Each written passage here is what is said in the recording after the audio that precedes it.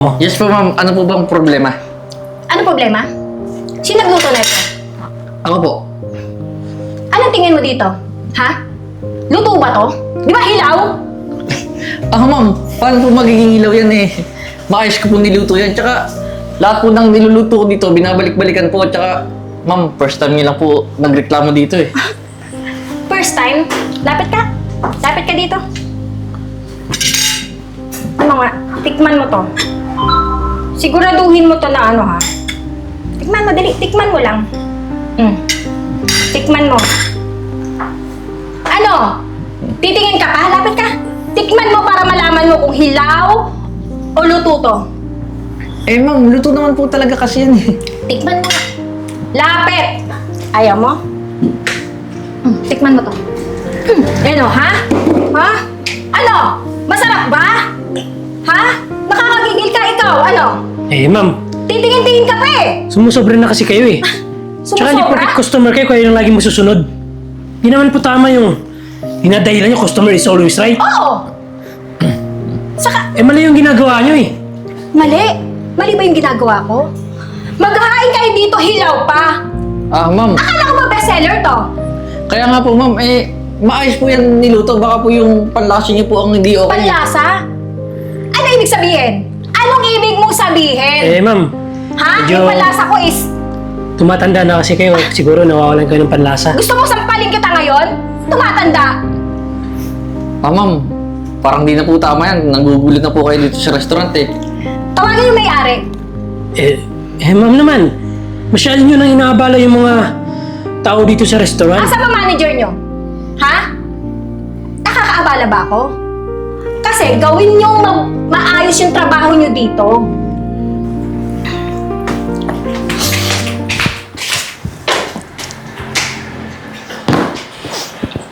Wala mga tao dito. Waiter! Waiter! Ang bagal-bagal naman! Hello po, ma'am. Good morning po.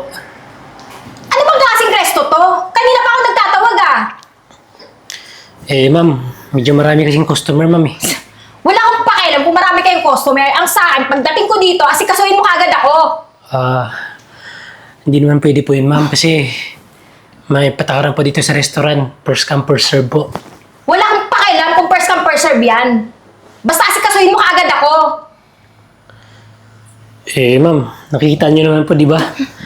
Marami pong nakapilang customer, nag-aantay din po ng mga order nila. Ano ba sinabi ko? Di ba, pagdating ko dito, aasikasuhin mo kaagad ako. At saka, ang laki-laki mong tao. Sobrang bagal mo. Ikaw, ano kayo pinapakain mo sa pamilya mo, ha?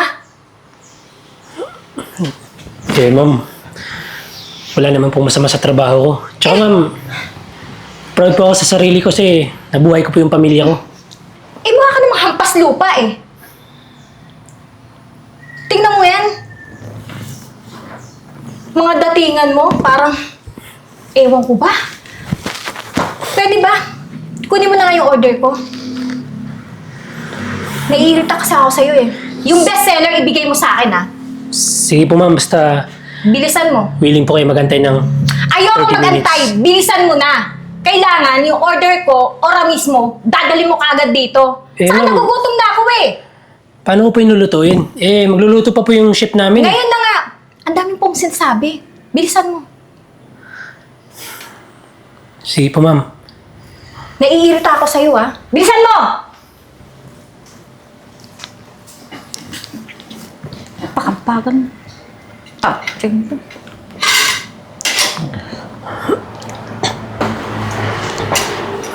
Ito na po ma'am yung bestseller namin. Tsaka, pagpasensyaan nyo na ma'am kasi sabi nyo, bilisan. Ayan na po. Masarap ba to? Siguraduhin masarap to, ah. Pag ito, kinain ko at hindi masarap to, ipapakain ko to sa'yo.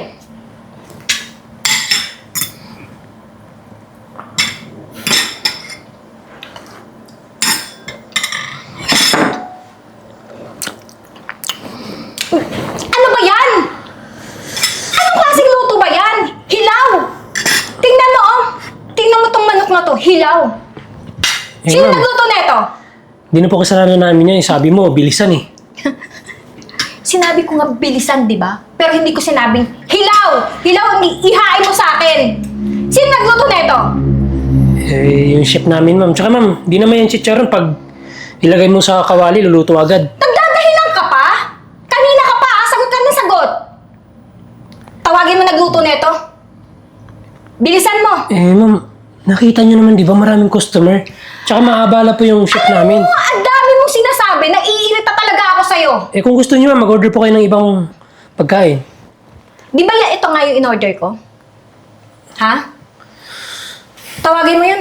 Sino ba nagluto nito? Sige po ma'am. Ngayon na. Bilisan mo. Bilisan mo. Nakaka-stress ka, ha? Dadala dito ng pagkain, hilaw pa. Chef, ito po yung customer na nagreklamo. Yes po, ma'am. Ano po bang problema? Ano problema? Sino nagluto nito? Ako po. Anong tingin mo dito? Ha? Luto ba to? Di ba hilaw? Ma'am. Paano po magiging ilaw yan eh? Maayos ko po niluto yan. Tsaka, lahat po ng niluluto ko dito, binabalik-balikan po. Tsaka, ma'am, first time niyo lang po nagreklamo dito eh. First time? Lapit ka. Lapit ka dito. Ano nga? Tikman mo to. Siguraduhin mo to na ano, ha? Tikman mo, dali. Tikman mo lang. Tikman mo. Ano? Titingin ka pa? Lapit ka. Tikman mo para malaman mo kung hilaw o luto to. Ma'am, luto naman po talaga kasi yan eh. Tikman mo. Lapit! Ayaw mo? Tikman mo to. Ano, ha? Ha? Ano? Masarap ba? Ha? Nakakagigil ka ikaw, ano? Ma'am, Titingin-tingin ka pa eh! sumusobra na kasi kayo eh. Tsaka hindi porket Sumusobra? customer kayo, kayo lang lagi masusunod. Di naman po tama yung dinadahilan nyo, customer is always right. Oo! Saka, Mali yung ginagawa nyo eh. mali. Mali ba yung ginagawa ko? Maghahain kayo dito, hilaw pa. Ma'am. Akala ko ba bestseller to? Kaya nga po, ma'am, maayos po yan niluto. Baka po yung panlasa niyo po ang hindi okay. Panlasa? Ano ibig sabihin? Anong ibig mong sabihin? Ma'am, Ha? medyo- Yung panlasa ko is, tumatanda na kasi kayo. Siguro nawawalan kayo ng panlasa. gusto mo sampalin kita ngayon? Tumatanda. Ma'am, parang di na po tama yan. Nanggugulit na po kayo dito sa restaurant eh. Tawagin yung may-ari. Ma'am naman, masyado nyo nang inaabala yung mga tao dito sa restaurant. Asa ba manager nyo? Ha? Nakakaabala ba ako? Kasi gawin yung maayos yung trabaho nyo dito. Ma'am, ginagawa naman po namin na maayos ah. Tsaka, luto naman po kasi talaga yan eh. Talaga ipagpipilitan yung luto, ha? Nung kinain ko to, hilaw nga eh. Hilaw. At saka walang lasa. Di ko maintindihan, parang nilagyan lang yata to ng toyo, walang asin. Kalokohan yan! Chef, ganyan talaga pag may edad na. Bubulong-bulong Kasi ka pa dyan. Ikaw, laki-laki mo ng katawan mo eh. Dami mong dada. Ano? Tawagin yung manager nyo. Nakakairita. Tawagin nyo na. Sige na. Sige po. Bilisan nyo.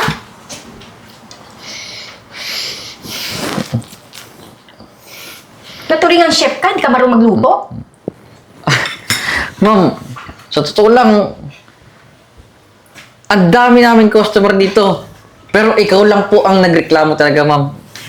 Tsaka yung restaurant po na to, binabalik-balikan po talaga dahil sa luto ko. Sigurado ka? Excuse me, ako yung manager dito sa restaurant. Meron po ba tayong hindi pagkakaunawaan dito, ma? Meron. Ayan, yung chef nyo. Pinaghain ako nito, oh. Hilaw. Yung ulam, tingnan nyo. Hilaw, di ba? Ma'am, alam niyo po ba na isa sa pinakamagaling na chef si Jeboy dito sa buong Pilipinas? Daig pa po niya si Chef Boy Logro, ma'am. Kaya imposible pong mangyari na hilaw po yung karne namin. Talaga? Opo, kasi malambot po talaga yan. Teka nga, Special. ikaw ba yung manager dito? Yes po. Isa ka rin eh. Manager ka ba talaga? Ay, ano ba naman itong mga tao to dito, oh? Nakakairita. Kaya naman pala ganyan din ng mga tauhan mo. Kasi ganyan din pala yung itsura ng manager nyo. Pwede ba ayusin yung trabaho nyo? Ma'am, kung may problema po tayo, ma'am, pwede naman po tayong magkipag-usap ng maayos, di ba? Naku, ma'am, sayang naman po yung ganda ninyo kung magpapaka-stress po kayo. Oo, kasi nai-stress ako sa inyo. Ma'am. Alam niyo ba yon? At saka, pumunta nga ako dito para kumain. Kasi nagugutom ako. Tapos ngayon, tingnan nyo nga, yung ihain nyo sa akin, hilaw pa. Sa tingin nyo, sino hindi may stress? Ma'am. Di ba, hindi naman po ganyan magluto. Tsaka lahat ng niluluto ko dito, binabalik-balikan. First time lang po niya nagreklamo. Tsaka ma'am, simula pa po kanina pagpasok niya, nanggugulo na po siya dito. Jeff. Nanggugulo ba ako? Sinasabi ko lang yung totoo. Ma'am, alam niyo po, medyo nakakahiya na po sa ibang customer natin kasi kanina pa po kayo Wala akong pakialam sa ibang customer. Basta ako asikasuhin nyo. Ma'am, ano pa ba ang gusto ninyo mangyari? Bigyan nyo ako. Yung bestseller talaga, yung masarap. Ma'am. Yung hindi hilaw. Yan na po yung best seller namin dito. Promise po. Yan na po talaga yung pinakamasarap namin na food. Hindi ako Baka naman po may naniniwala. problema lang po sa panlasa ninyo. Kaya nga po ma'am, sabi ko po rin sa kanya Ay naku, ang dami yung salita. Asa ba yung may-ari dito? Manny Jacob, wala ka rin magawa. Ma'am, parang isa-isa na po kung pinapatawag mga tao dito Hindi na po tama yan Boy, ayos lang. Sige ma'am, kung gusto niyo makilala yung may-ari ng restaurant namin, pues, ipapakilala ko siya sa inyo.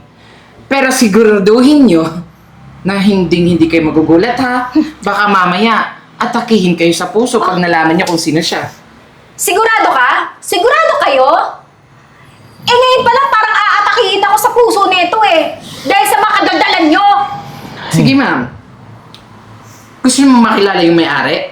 Okay. Sir?